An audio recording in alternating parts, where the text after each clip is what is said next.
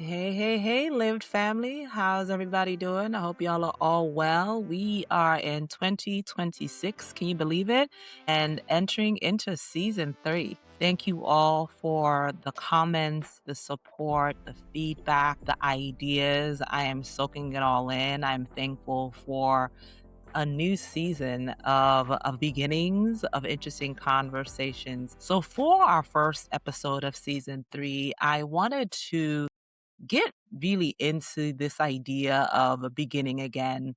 It's January, everyone has their intentions or their resolutions. And for me, I actually don't set resolutions. I definitely have objectives and I usually set those or intentions. I usually set those around November, December. But what happened this November, December? Well, life was lifing. If I got to keep it a buck, life was lifing and I was in a place of being stuck. It felt like everything happened in December and I needed to just shut it down because I just didn't have it. And it wasn't an unfamiliar feeling. Have my moments of being overwhelmed, mainly overwhelmed with things that I want to get done. I put that pressure on myself. And this was around the time that it usually happens because I'm thinking about a full year ahead and all the things I want to accomplish. And December was hard and I felt overwhelmed, yes. And I also felt stuck. Now, the stuckness wasn't unfamiliar, and I had to remind myself that, oh, I have a toolbox that I can go to for when I feel frozen. And so I wanted to kind of share that thinking and that toolbox and that playbook with my community because I don't know about y'all, but December was just too much that I had to just shut it down for a few, reassess to be able to have the strength to start again. And so today's episode really just goes into the courage, the steps that I usually take when I feel frozen, and also to the things that I start to do to get unstuck. And it was so interesting the exact place I remember being stuck was when I was deciding to end my marriage. That season just left me so paralyzed, mainly because I was in my head about so much, trying to solve for so many things. The emotion, I just felt emotionally locked, spiritually winded, knowing something had to change, but not knowing how to move forward. And because I didn't know how to move forward, it felt like a cycle of just internal dialogue, some good, some bad, some just for no reason stuck in my head. And I kept going back to taking things a little bit at a time. And yet, even then, I found a way to take one breath, then another breath, then one small step. And so I went back to what helped me then to help me get unstuck now. And because beginning again, whether it's the first time or the fifth time, isn't always about strength. Sometimes it's just about remembering what you carried or what carried you through before, going back there, making sure actually it worked. It worked because you were unstuck, you move forward. And so if that's you right now, I want to first say that you are not alone. If you've been holding your breath, just trying to make it to the next moment, well, this episode is for you, child. If you're here today, I'm guessing life recently handed you a plot twist, right? But even if it hasn't, let's be honest, every now and again, we all face trials. We all go through things that leaves you feeling like, what in the world? You didn't see a detour coming, a relationship shifted, you got a diagnosis that you were not ready for, you had a dream and it was deferred, whatever that may be. And sometimes what I believe helps me is just one word or a phrase, a whisper, a truth really does help me kind of spark the shift that I need to move forward or to persevere or to find the courage and the strength to begin again. So this episode is really about that. It's not meant to be a pep talk. It's meant to just be a breath, like an exhale, a pause, and hopefully it'll give you a flicker of hope, courage. I'm just hoping that this helps in any way possible. And what I also want to make sure you hear me say that it isn't easy. The mental strength you need to begin again is not easy. And it really does start with a decision. So when I'm feeling stuck, and I know the signs if I'm feeling stuck because my mood is off, I don't feel forward progress, I just am stagnant. I recognize immediately that, oh, I give myself grace to feel the feels. I also know that I need to make a decision to begin again. So starting over, beginning something, getting unstuck starts with a mental decision to begin again. This decision, it's not a movie montage kind of thing. There's no dramatic swelling of songs in the background. It really is a quiet, it's almost like a whisper. And it's a recognition that I can stay here, wherever here is for you, wherever the thing is that you've been playing around in your head and can't quite figure out, a decision to move past that, a decision to figure out the next, a decision comes from the it comes from your mental and it will then engage throughout your spirit, your body, and your soul. And so for me, that decision usually comes in a still moment. It's not after like this miraculous breakthrough. It's probably after like a breakdown, a tantrum, after I've cried or questioned or replayed everything or thought through all the scenarios and I'm finally like exhausted and I'm exhaling and I go back to my sports training where my trainers would say you sprint, you rest, you recover, and eventually you sprint again. That's the rhythm. That's life. That's healing. That's starting over. And that's what it actually looks like. It is a mental decision to take account for what happened because you can't not assess it, sit with it, unpack it, take the lessons from that, and then make that decision to give it another go, to investigate what separation looks like, to put all your things together, to have a tough conversation with your significant other, to have a tough conversation with your children, to have a tough conversation with a lawyer, to look at the finances for real, and really understand where you are in the financial process, right? And it's those mental check marks that's going to help you now propel to what I'm calling my step two. So after your decision, then comes motion. So you've made the decision that you're going to start again. You now need to move with intention toward the decision that you've made. But listen, sometimes it's not even a step. Sometimes it's a half step because you're tired, not tired, but tired. Your heart is heavy, your body's heavy. Maybe your body is numb. Maybe there's some tingling happening. And hope it really feels optional. Like, where is hope? Aid here. And all of that is fair. All of that is real.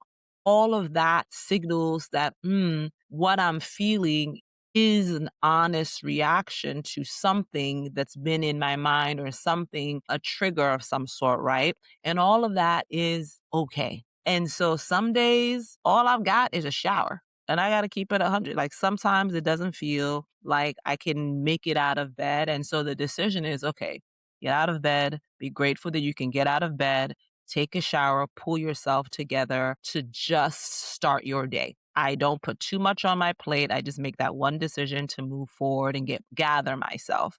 It's not a perfectly productive day. It's a shower. It's a shower, a lotion, an outfit, and then I see how I feel. And you know what?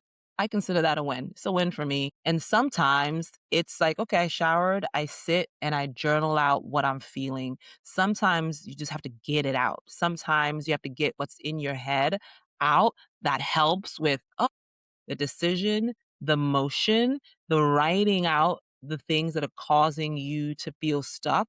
That's actually anxiety. That's a little bit anxiety and depression are cousins.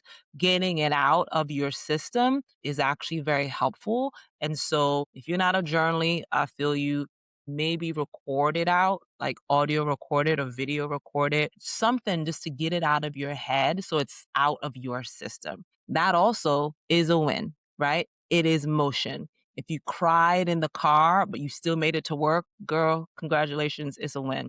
If you didn't respond to drama on a text message or something that could have triggered an emotional response, that's a win.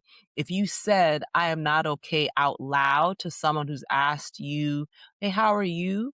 And you were really honest and said, I'm actually not okay today. Kudos to you. That's the win, right? Because being honest with yourself also too is huge as it relates to your body and your mind and your soul all are paying attention to all that's happening. So acknowledging that feeling is actually a win. And so we're here for the wins, as big or as small as they come. But here's something else that I've learned, that when you're moving, even slowly, joy can join you. It's not a loud performative kind, it's just a quiet kind. So, along with your half step, I'm going to give three simple ways to invite joy into the process. It's, savoring one thing deeply. Do you drink coffee or tea or matcha?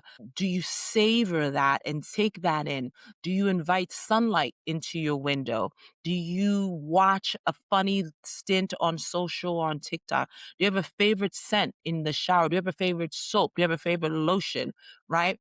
Savoring one thing deeply can evoke a moment of joy and a celebration of motion. Do you want to do one tiny act of kindness? You can send a note to someone via text saying thinking of you, or you can smile at a stranger.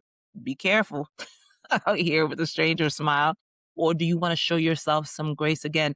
One tiny bit of kindness, you'd be surprised at how that lifts your spirit.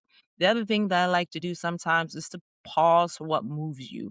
Do you have a favorite song that plays on repeat? Do you want to play that? Do you want to have a 30-second dance party? Do you want to step outside and take a deep breath in? Sometimes too, what tends to work for me, I've gotten out the shower, kudos to me. I put on something, kudos to me. I go outside and I take a walk. Taking a walk also is this physical meets mental thing for me that triggers emotion. So, and as I'm walking, I'm not talking about fast walk. I'm talking about just taking in the air, taking in the view, feeling the it's cold out here now, feeling the cold wind on your face, looking outside and seeing the blue skies, being grateful for the little. That also lifts you up and lifts up your spirits and encourages you to continue motion. So a half step, pause, a joy moment, then a half step again. It's not weakness, it's wisdom. You're acting wisdom, you're being kind to yourself. And really, that's grace in motion. And so when you're stuck, I kind of want to talk a little bit about what happens. Sometimes is you're stuck because you're scared to start again, and that's real. Because you don't want to feel the thing that got you stuck in the first place, or because you were disappointed and you don't really want to get disappointed. Nobody likes being disappointed. Who out here like to be disappointed? No one, right? And so sometimes when you're stuck is because you're scared to start again, because you don't want that thing that happened to happen to you again. And so let's talk about the part that we don't always want to name. We stay stuck, and the stuck isn't stillness. It really is a trap. Trapped in thoughts, trapped in overthinking, over functioning, trapped in anxiety loop where you replay everything and resolve nothing. It's like you're playing this mental loop in your head and it's stuck there and you can't get it out of your head. And that also gives you a reason, a feeling of being paralyzed. Sometimes we avoid the next step, not because we're lazy, but because we are scared, because we don't want to feel that thing again, because we're still grieving the loss. We haven't even probably called out that it's a loss that you need to grieve.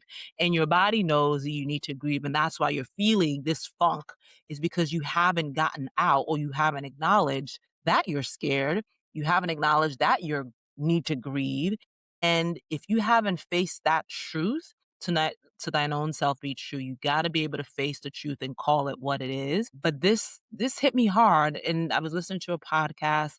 I think it was with Jay Shetty, and he was talking about avoidance strengthens the fear circuit in your life. And so the longer we avoid a thing, the bigger it becomes in our head. We think we're protecting ourselves, but actually we're just reinforcing this mental prison that we created ourselves. So I'm not trying to say this is going to be easy. Starting again is not easy. It is going to be hard. Going through it is hard, but also it's how you're going to get free, free from the funk, free from feeling frozen, free from being unstuck. And you don't have to bulldoze your way through it. You just have to just walk through it one half step at a time. And then when fear starts getting loud, and it will, what I do is I got to hold on to truth. And the truth is in the Bible. I'm a firm believer in the Bible. And so I go back to what God says about fear, like a verse like 2 Timothy 1:7, where it says, "For God has not given me a spirit of fear, but of power and of love and of a sound mind," right? And so that means fear isn't my origin story. I'm not going to hold on to fear. I recognize it for what it is. I call it out. Well, hello, fear. Thank you for showing me that thing. But there's power in calling it out, but there's also power in knowing that's not from God. But power, love, clarity, these are things as you get into your Bible. You should read your Bible as well because you want truth to pour into you. That also helps you get unstuck, right? And that for me, as I think about some of the things that I've done, I've gone to be able to go through being unstuck or being unfrozen, really has helped me. The other thing I tend to go back to in my training days is what my coach used to say: an object in motion stays in motion. So if you're stuck, well, guess what? You're gonna stay stuck because you're not moving. But once you start moving, even just a little, something starts to shift. It's not outside of you. Inside of you, you start to recognize, like, oh, something is happening. Like, you're not going to call it out. It's not like, aha, I've arrived. But as you start moving towards a decision you've made, whatever it is, as you start walking towards that, this is the girl in the mirror moment where you look at yourself and say, I'm done pretending. I'm done people pleasing. I'm done performing strength. Like when I need softness, right? There's honesty, and where honesty meets kindness, staying in motion isn't about perfection. It's really about not abandoning yourself when things get hard. It's choosing gentleness. It's sometimes saying, the baby, we tried today. You showered and that's it. That's all you're getting. Amen. We did it. Right. Because you are not your lowest moment. You are not your mistakes. You are not your delays. Remember, recognize that you are a human being and you are becoming still, even now. And an object in motion stays in motion, even when it ain't a fast motion, it's a crawl. Maybe it's a walk, even when you're crying, even when you're unsure. The win is you don't stop. The win is you take a half step, and maybe it's not even a half step, but smaller than a half. Yeah, do that. I hope this is helping so far, and this is not meant to be a very long episode. And as I bring things to a close, I do want you to remember three things. We'll just keep it simple. One, the first one is soft decisions still count. You don't need a big declaration. Just a decision, even a whisper one, even if it's shaky, it's still movement. That decision is key. You cannot stay where you are. You have to find a way to get unstuck. Applaud you that you have it. I know you're like, nah, girl, you don't know. I don't got it. I promise you, you have it. It doesn't have to be a heavy lift. It could just be one small motion, one decision plus an action, one small step forward. That's going to be amazing. The half steps, they're holy. That's number two. Whether you ran today, whether you took a shower, whether you literally decided to get out of bed, or whether you decided I'm going to make that call, whether you decided I'm going to have that tough conversation or not have that tough conversation or not engage in a way that you used to, it's a win. All of that is a win. And you celebrate with something small. So, number one, soft decisions still count. Number two, half steps are holy. And number three, kindness is a strategy. It's not a luxury. Give yourself grace. Giving yourself grace isn't weakness. It is wisdom. Being kind to yourself is also a signal that if you're kind to yourself first, then you're going to be met with kindness. And so I encourage you that you can, in fact, begin again. And I can almost hear you saying, but girl, really? Yeah, you can. Because I could. Because I did. And it wasn't easy. It wasn't pretty.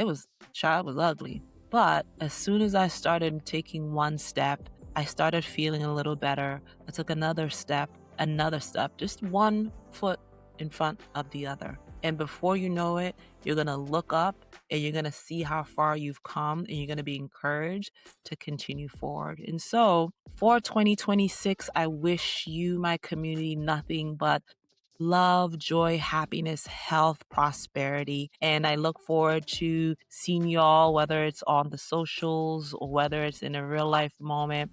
I'm looking forward to greatness for us all in 2026. And so cheers to wonderful things to come and cheers to living. Take care.